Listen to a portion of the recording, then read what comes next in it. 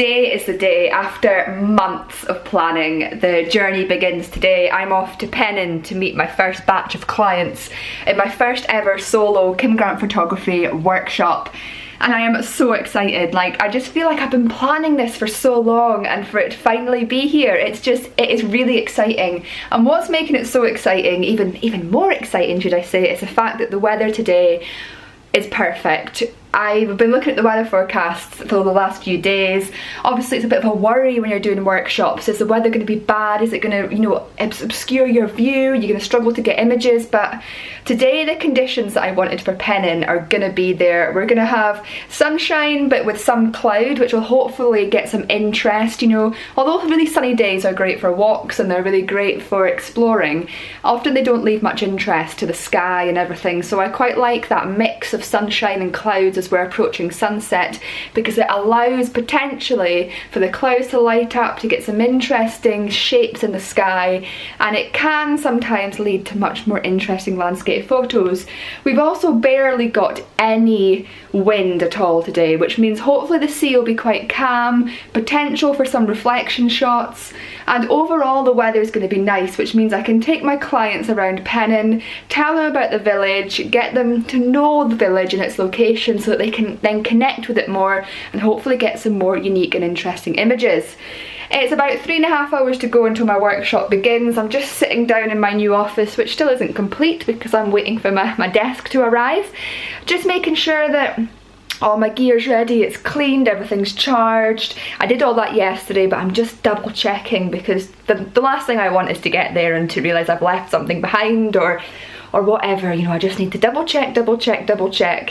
And hopefully today we're going to be greeted with some great conditions, and I just hope that this first workshop is going to be spectacular. I'm probably not going to vlog because I don't think it's very fair on my clients, but if they request me to vlog, or if there's some gorgeous views and some gorgeous light, I will take some clips of it to show you, just so that you can feel a part of it and get a sense of what doing a workshop with me is like. But I just also think that we're going to have a great evening, and I want to showcase that basically. So it is currently Pancake Tuesday, so I have got some pancakes for lunch. I'm going to go and enjoy them, and then I'm going to head to Pennan, and I'll probably see you when we get there, but I'm not going to guarantee it. But whatever happens, I'm looking forward to this.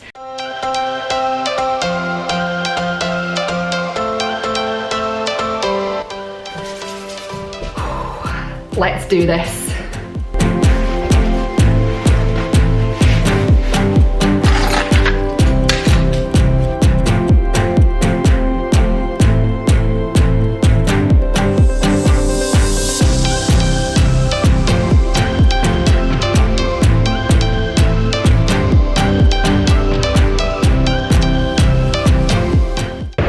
Is incredible. The sound of the waves right now are echoing and booming all around the village. I knew that this was going to be a really good workshop, a really good afternoon for it when I saw the weather forecast, but coming here and seeing the elements and that opening up, it's just breathtaking, and I'm so excited for this workshop to begin.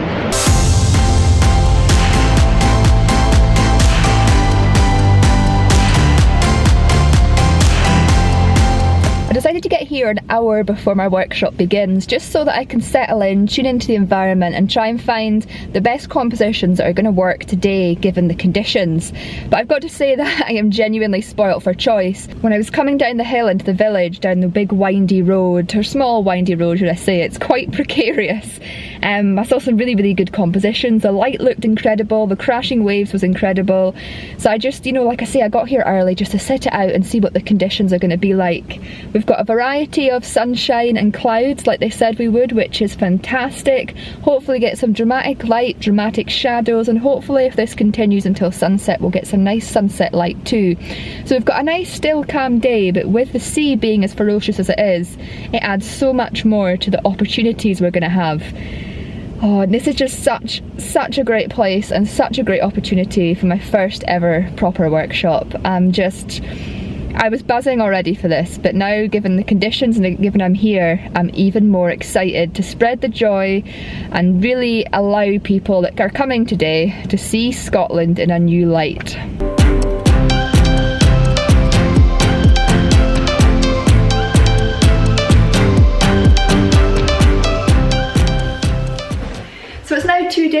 clients that photography workshop, and I had a really good positive experience. It was great to get out there and shoot with like-minded people and teach them a couple of things along the way. I took a couple of scanning shots of the environment and the landscape that I was photographing while I was out there, because when I was there I thought it would be a great idea to sit down with you when I'd edited my images and speak you through what I shot and why I shot them. And today I have just compiled a document. So what I do at the end of my workshops is I make up a document including all the best images that I've taken and all my clients have taken, putting them into a document to share with them all so that we can all learn from each other. Because I'm a great believer that photography, you don't just learn it in the field, you know, you learn a lot when you get home to your computer. When you look at the images on your computer, you see what worked and what didn't work, you can edit them, and you know, photography, it's the whole process, and that's something that I like to instill into my workshops. I like to get people out into the outdoors to take images and have a great experience in the field, but then when they get home they can sit down, look at their images, send them to me. I can compile a document, compare everybody's images, see how we all interpreted the scene in different ways so that we can all learn from each other. And it's that learning experience which makes you, I feel, a better photographer, and which makes you think outside of the box maybe next time that you're out shooting. So today I've just done that document for my Pennan workshop. It was really good to look through everything, compare everything, and see how we all interpreted things differently. But what I thought was nice is if I sat down here just now and spoke you through the images that I took, because I never obviously made a video about this, as in a vlog, but I've shot a lot of photos when I was out in the field. Some of them I have learned a lot from, and being able to sit down and critique my images and compare them to my clients' images, it's given me a few suggestions for the future to improve even my work. So I'd like to share that with you right now.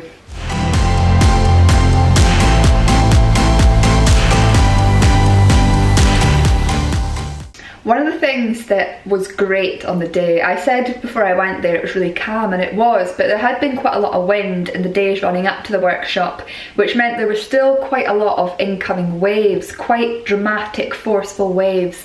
And that was one of the things that I loved about the workshop. The light was great, but we also had a lot of this interest in the sea.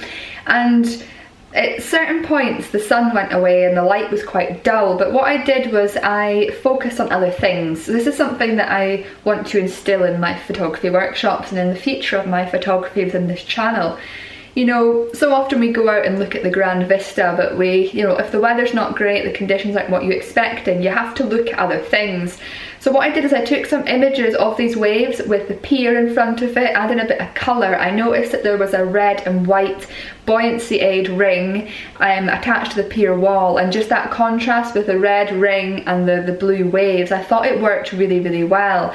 And this is something which you can do when you're doing landscape photography. You know, landscape photography is not all about the big vistas, the big mountains, the sea views. While they're great to shoot, it's also about looking at those more intimate details and other things which you may be able to photograph that might just add some interest and character to your images, and a little bit of something that other people may not consider shooting. I think it adds great interest.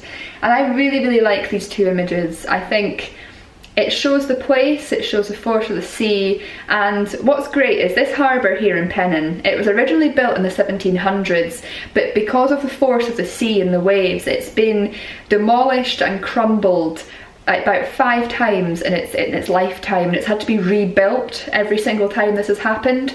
So this community is constantly up against the force of the sea, and I think being able to show that story in your landscape images really adds character to that location and really allows your viewers to feel immersed in that and just show how nature, the sea and the coast shapes this community in this small village.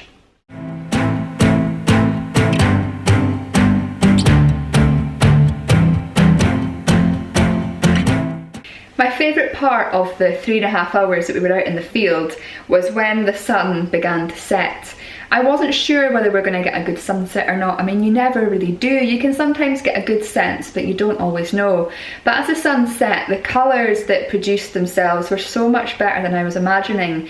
And what I try and instill into my photography now is this idea and this sense that when you're in a location, the main vistas, the main monuments, buildings, the sea, the landscape, it's always there throughout the year. Yes, it changes colour, it can change in mood because of the light and the weather, but they're all consistent. You know, every time you shoot in Pennan, for instance, the cottages will be there, the pier will be there, and the sea will be there, whether the tide's in or out, regardless, the sea is there.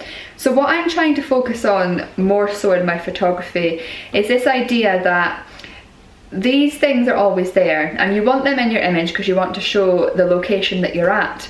But these images here, obviously I've shot the sunset, you only get that light for a couple of minutes a day, and some days you don't even get it if the weather's that bad. So I wanted to showcase that in this image and this scene because it was so beautiful, and it's something that's not there all the time. But I also wanted to showcase it with the yellow gorse, because the yellow gorse flowers are only in bloom for a couple of months a year, you know, normally throughout spring and early summer, and they really allow the coastlines to come alive with colour and this burst of energy and the spring-like happiness. But again, they're not there all year round, so showcasing the gorse colours with the sunset, that's two elements that are only there at a certain time of day or a certain time of year, and to have them both in one shot and both come together, it makes for a far more unique image. And this is something that I want to instill, I suppose, in you guys and make you think about, is this idea that when you're out shooting landscapes, shoot the land because you want to show where you are, and that's, you know, often what's the interesting thing. But you want to shoot the land in interesting light, or you want to shoot or include in your images things that aren't there all year, whether that's flowers or just anything, whether, you know, flowers, light, just anything that only appears at certain times of the year. If it's the winter, snow for instance, if it's cold, ice, or, you know, getting there at, say, blue hour, a time of day when not many people might be there, you know, tourists and that have all gone, the light's different from what people are used to. And it's when you get that unique light and that unique, interesting foreground and that things that aren't there all the time, that's what makes a really interesting images. And that's something that I'm trying to focus on more in my work, because, you know, we all want more unique images, because the more unique your image, the more interesting it is, and the more likely people are going to enjoy it, because they'll be like, oh, I've been to that location heaps of times, but I've never seen it in that light. Or if you're showcasing it in a beautiful light, it encourages people to go there.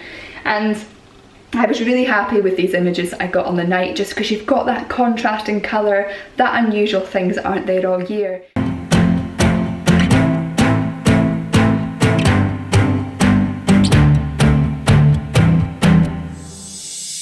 It's been a little while now since I've done some really reasonably good long exposure coastal images, and it's some of my favourite images to take, so the fact that I've not done it for a while is quite surprising. But getting back into that mindset I think is great, and once the sun has set, I find the best times of day to do long exposure images. I mean, you can do them at any time of day obviously, but I like to do them just after the sun has set or just before the sun rises, and you don't have that bright colours, but you have got the subtle hues and pastel colours on the horizon. And putting them in a long exposure image, what it does is, you know, with your image being taken over a matter of seconds or minutes, is it sucks in all that colour and all that light that's appearing in the land over however many seconds or minutes you take the image, and it makes it more vibrant and more colourful. And I suppose I can kind of showcase that in these images here. This one without the use of the filter, yeah, it's still intriguing, it's nice, it is quite nice to have the showcase the waves, but then when I put the filter on, you can see already that the colour is much more brighter. And colourful images is something that I really resonates with me. I love showing the colour of the land and the colour that the light can produce. To me, colourful landscapes are often more interesting and draw my eye in more than, you know, landscapes that are maybe taken in black and white or on quite dull contrasting days. I still take images like that and I still enjoy looking at them, but I personally find the more colourful the images are, but the more naturally colourful they are, not oversaturated images, the more I'm drawn into them. And that's something that I like to instill in my photography and showcase in my photography. And I just like to show this happy, vibrant outdoors world that we should all be out enjoying, and using this filter and allowing this in these images, I hope showcases that.